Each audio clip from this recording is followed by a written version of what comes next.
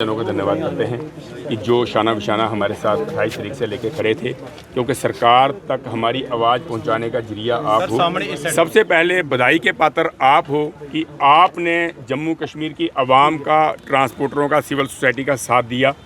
तो आपने देखा होगा 28 तारीख से लेके रेगुलर ये जो कार्रवाई चल रही थी, खासकर ई चलान को लेके,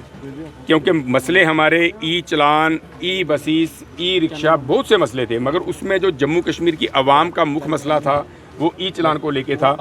तो उसमें हॉनरेबल लेफ्टिनेंट गवर्नर साहब ने उसमें एक सराहनीय कदम लेते हुए, संज्ञान लेते हुए, हमारी रिप्रेजेंटेशन के ऊपर गौर करते हुए चीफ सेक्रेटरी साहब और डिवकाम साहब, सेक्रेटरी ट्रांसपोर्ट, सबको हिदायत दी थी कि सिविल सोसाइटी को और ट्रांसपोर्ट को सुना जाए और इनको सुन के इनका जो मसले का हल है वो निकाला जाए।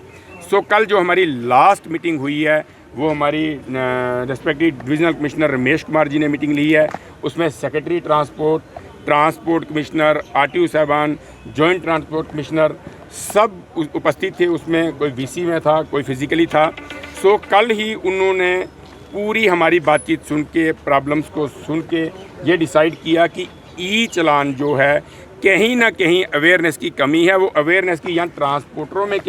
कमी है, वहीं ई चलान करने वालों में भी अवेयरनेस की कमी है कि मोबाइल से 200 मीटर से दूर से जाके चलान किए जाएं और वो चलान हो, और जिसको एक्यूज बनाया जा रहा है, जिसको गुनाहगार बनाया जा रहा है, उसको पता ही नहीं कि मेरा चलान हुआ है। सो कल उन्होंने बहुत बड़ी एक रिलैक्सेशन देते हुए फौरी तौर में ये जो ई चलान के थ्रू ये जो आरसी और परमिट्स सस्पेंड किए जा रहे थे, ड्राइविंग लाइसेंस सस्पेंड किए जा रहे थे, उनके ऊपर फौरी तौर से रोक लगा दी है। इसके लिए मैं honourable lieutenant governor Manoj Sinha साहब का, उनके पूरे प्रशासनिक अधिकारियों का, चीफ सेक्रेटरी साहब का, डिवकाम साहब का, सेक्रेटरी ट्रांसपोर्ट का, ट्रांसपोर्ट कमिश्नर का, आरटीओ जम्मू का, जॉइंट ट्रांसपोर्ट कमिश्नर का, सबका यहाँ धन्यवाद करता हूँ। वहाँ बहुत बड़ा थैंक्स मीडिया के लिए और इस पूरी टीम के लिए,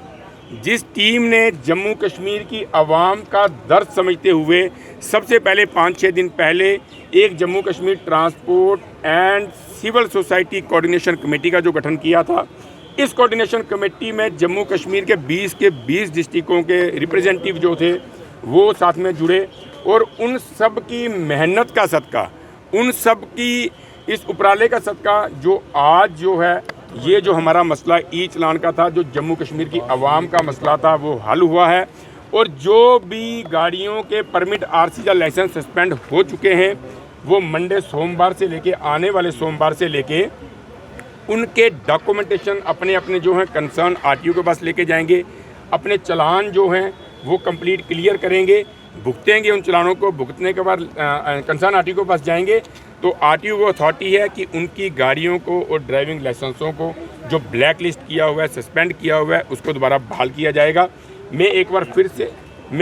बार फिर से यहाँ ऑनरेबल लेफ्टिनेंट गवर्नर साहब का धन्यवाद करता हूँ